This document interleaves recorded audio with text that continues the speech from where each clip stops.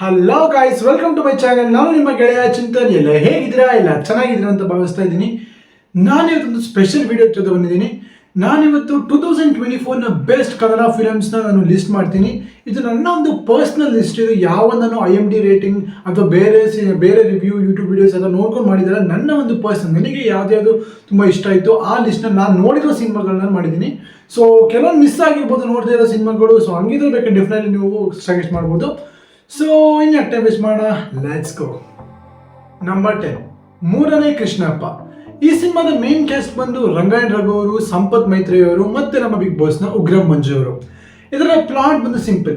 ಒಬ್ಬ ಗ್ರಾಮ ಪಂಚಾಯಿತಿಯ ಪೊಲಿಟಿಕಲ್ ಲೀಡರ್ಗೆ ಒಂದು ಎಲೆಕ್ಷನ್ ಗೆಲ್ಬೇಕಾಗತ್ತೆ. ಸೊ ಎಲೆಕ್ಷನ್ ಗೆಲ್ಲಕ್ಕೋಸ್ಕರ ಜನರನ್ನ ಅಟ್ರಾಕ್ಟ್ ಮಾಡಬೇಕಾಗತ್ತೆ. ಅದಕ್ಕೋಸ್ಕರ ಒಂದು ದೇವಸ್ಥಾನನ ಕಟ್ಟಿಸ್ತಾರೆ. ಆ ದೇವಸ್ಥಾನನ ಕಟ್ಸಕ್ಕೆ ಒಬ್ಬ ದೊಡ್ಡ ಗೆಸ್ಟ್ನ ಕಳಿಸ್ಬೇಕು, ಒಬ್ಬ ಒಳ್ಳೆ ಪವರ್ ಇರುವಂತ ಒಳ್ಳೆ ಸೆಲೆಬ್ರಿಟಿನ ಗೆಸ್ಟ್ನ ಕಳಿಸ್ಬೇಕು ಅನ್ನೋ ಪ್ಲಾನ್ ಇರುತ್ತೆ. ಅದಕ್ಕೆ ನಮ್ಮ ಟೀಚರ್ ಸಂಪತ್ ಮೈತ್ರಿ ಅವರು ಹೆಲ್ಪ್ ಮಾಡ್ತಾರೆ. ಸೊ ಯಾರನ್ನ ಕರೆಸ್ತಾರೆ, ಹೇಗೆ ಕರೆಸ್ತಾರೆ, ಕರೆಸಿದ್ರು ಬರ್ತಾರೋ ಇಲ್ವೋ, ಆ್ಯಂಡ್ ಏನೇನು ಸಮಸ್ಯೆಗಳು ಎದುರಿಸ್ತಾರೆ ಅವರೆಲ್ಲ, ಅದನ್ನು ಈ ಸಿನಿಮಾದಲ್ಲಿ ನೋಡಬೇಕು. ಇದೊಂದು ಪ್ಲಾಟ್. ಇದು ಸಖತ್ ಕಾಮಿಡಿಯಾಗಿ ಸಿಂಪಲ್ ಆಗಿ ತೋರಿಸ್ತಿದ್ದಾರೆ ಆ್ಯಂಡ್ ಸಿಂಪಲ್ ಸ್ಕ್ರೀನ್ ಪ್ಲೇ.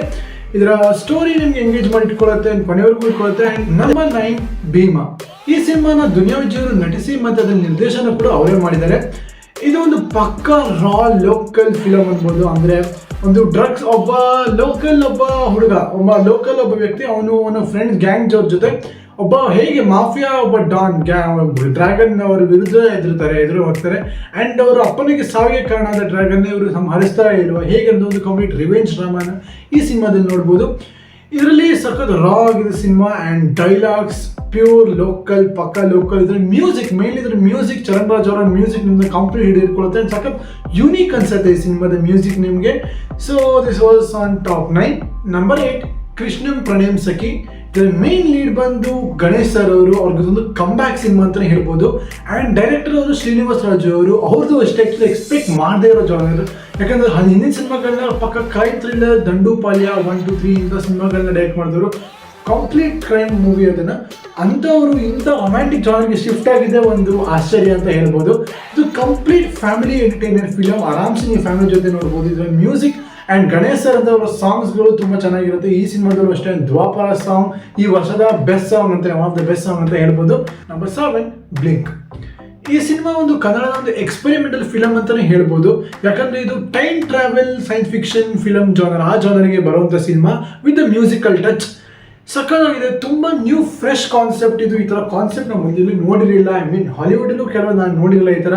ಅಂದರೆ ಇದರಲ್ಲಿ ಮೇನ್ ಡೈರೆಕ್ಟ್ ಮಾಡಿದ್ದು ಶ್ರೀನಿಧಿ ಬೆಂಗಳೂರು ಅನ್ನೋ ಒಬ್ಬರು ಹೊಸ ಡೈರೆಕ್ಟರು. ಆ್ಯಂಡ್ ದೀಕ್ಷಿತ್ ಶೆಟ್ಟಿ ಅವರ ಮೇನ್ ಕ್ಯಾಸ್ಟಾಗಿ ಲೀಡಾಗಿ ಆ್ಯಕ್ಟ್ ಮಾಡಿದ್ದಾರೆ. ಇದರಲ್ಲಿ ಒಂದು ಸ್ಪೆಷಲ್ ಒಂದು ಪವರ್, ಅವ್ರಿಗೆ ಒಂದು ಬ್ಲಿಂಕ್ ಮಾಡದೇ ಇರೋ, ಅಂದರೆ ಕಂಪ್ಲೀಟ್ ಎಷ್ಟೊತ್ತವರು ಬ್ಲಿಂಕ್ ಮಾಡದೇ ಇರೋ ಒಂದು ಎಬಿಲಿಟಿ ಇರುತ್ತೆ. ಆ ಎಬಿಲಿಟಿ ಹೇಗೆ ಮಿಸ್ಯೂಸ್ ಆಗುತ್ತೆ ಆ್ಯಂಡ್ ಹೇಗೆ ಅವರು ಟೈಮ್ ಟ್ರಾವೆಲ್ ಮಾಡಬೇಕಾಗತ್ತೆ, ಅಲ್ಲಿ ಟೈಮ್ ಲೈನ್ ಏನು, ಹೆಂಗೆ ಹೋಗ್ತಾರೆ, ಅದರಿಂದ ನೋಡ್ಬೋದು.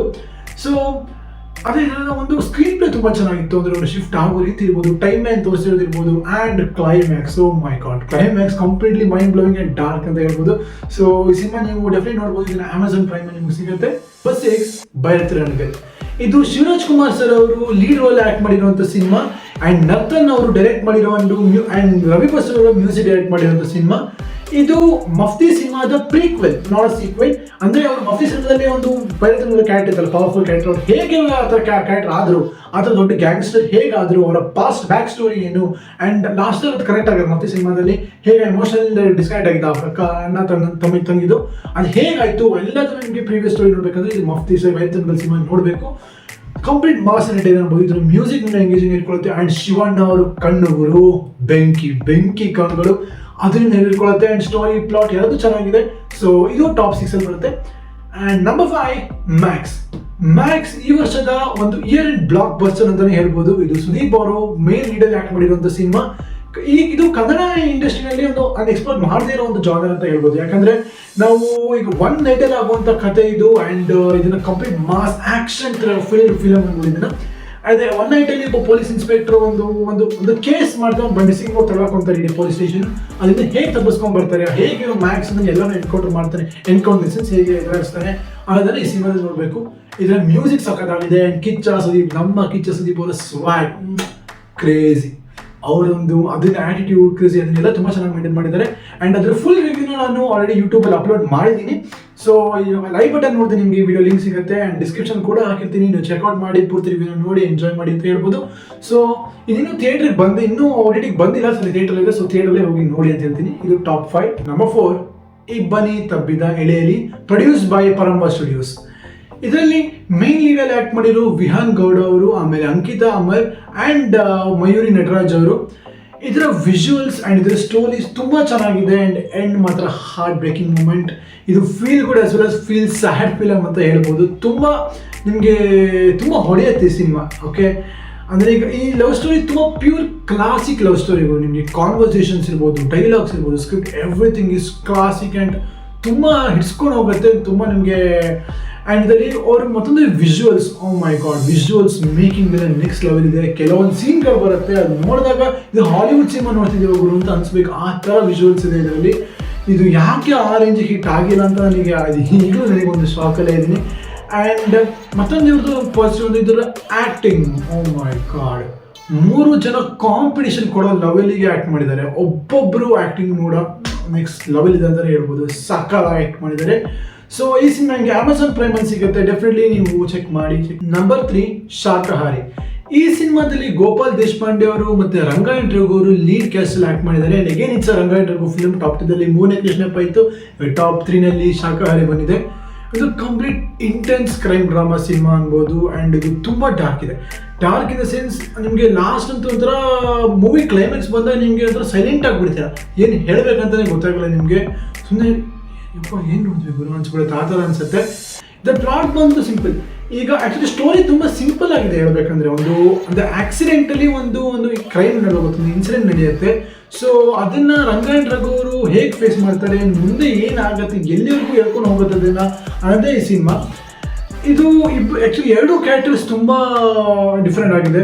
ಒಂದು ಪೊಲೀಸ್, ಗೋಪಾಲ್ ದೇಶಪಾಂಡೆ ಅವರ ಪೊಲೀಸ್ ಕ್ಯಾರೆಕ್ಟರ್ ಕೂಡ ಅಷ್ಟೊಂದು ಇನ್ನೋಸೆಂಟ್ ಆ್ಯಂಡ್ ಒಂಥರ ಅವ್ರಿಗೆ ಪಾಪ ಒದ್ದಾಡ್ತಿದ್ದಾರೆ ವಿಲವಿಲ ಅಂತ, ಆ ಥರ ಒಬ್ಬ ಪೊಲೀಸ್ ಕ್ಯಾರೆಕ್ಟರ್ ಮಾಡ್ತಿದ್ದಾರೆ. ಆ್ಯಂಡ್ ರಂಗಾಯಣ್ ರಘು ಅವರ ಮ್ಯಾನರಿಸಮ್, ಅವರ ಯೂಶುವಲ್ ಮ್ಯಾನರಿಸಮ್ನ ಬಿಟ್ಟು ಇಲ್ಲಿ ಬೇರೆ ಥರ ಒಂದು ಡಿಫ್ರೆಂಟಾಗಿ ಒಂದು ಕ್ಯಾರೆಕ್ಟರ್ ಇದೆ ಇವ್ರದ್ರಲ್ಲಿ. ಇದರಲ್ಲಿ ನೋಡಿದಾಗಂತೂ ನಿಜ ಅಷ್ಟು ಕಾಮಿಡಿ, ಎಷ್ಟು ನಗ್ತೀವಿ ಅವರು ಬೇರೆ ಕಾಮಿಡಿ ಮಾಡಿದಾಗ, ಇದು ನೋಡಿ ಅಷ್ಟೇ ಒಂದು ಸೆಕೆಂಡ್ ಯಪ್ಪ ಅನ್ಸ್ಬಿಡುತ್ತೆ. ಆ ಥರ ನಟ ರಾಕ್ಷಸ ಅಂತ ಬಿರುದು ಕೂಡ ಬಂತು ಇವರಿಗೆ ಸಿನಿಮಾ ಟೀಮಿಂದ. ಸೊ ಅದರದ್ದು ಪಕ್ಕ ಹೌದು. So this will be in my top 3 list. Number 2 UI. The legendary director Upendra ಅವರು ಡೈರೆಕ್ಟ್ ಮಾಡಿರುವಂಥ 2024 it is the UI cinema. ಒಂದು ಬ್ಲಾಕ್ ಬಸ್ಟರ್ ಅಂತ ಹೇಳ್ಬೋದು. ಈ ವರ್ಷ ಇದು ಅಷ್ಟೇ ಮ್ಯಾಚ್ ಅದು, ಇದು ಕೂಡ ಸಖತ್ ಹವಾ ಮಾಡಿದ ಒಂದು ಸಿನಿಮಾ, ಒಂದು ಒಳ್ಳೆ ಹೆಸರು ತಂದು ಕೊಟ್ಟ ಸಿನಿಮಾ, ಒಂದು ಕಮ್ ಬ್ಯಾಕ್ ಅಂತಲೇ ಹೇಳ್ಬೋದು ಇಂಡಸ್ಟ್ರಿದು.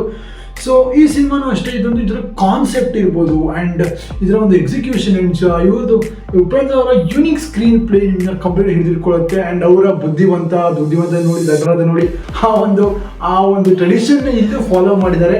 ಸೊ ಇದರ ವಿಜುವಲ್ಸ್ ಎಲ್ಲರೂ ಚೆನ್ನಾಗಿದೆ. ಹೇಳಿಕೊಡ್ತಿರೋ ವಿಷಯ ಎಲ್ಲದೂ ನಿಮ್ಗೆ ಸಖತ್ ಎಂಗೇಜಿಂಗ್ ಆಗಿ ಇಟ್ಕೊಳ್ಳುತ್ತೆ.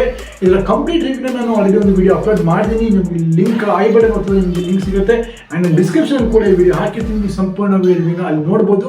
ಇನ್ನು ಇದು ಥಿಯೇಟ್ರಲ್ಲೇ ಇದೆ, ಇನ್ನು OTT ಬಂದಿಲ್ಲ, OTT ಕಾಯಬೇಡಿ, ಡೆಫಿನೆಟ್ಲಿ ಥಿಯೇಟರ್ ಹೋಗಿ ನೋಡಿ, ಒಂದು ವರ್ತ್ ವಾಚ್ ಅಂತಲೇ ಹೇಳ್ಬೋದು.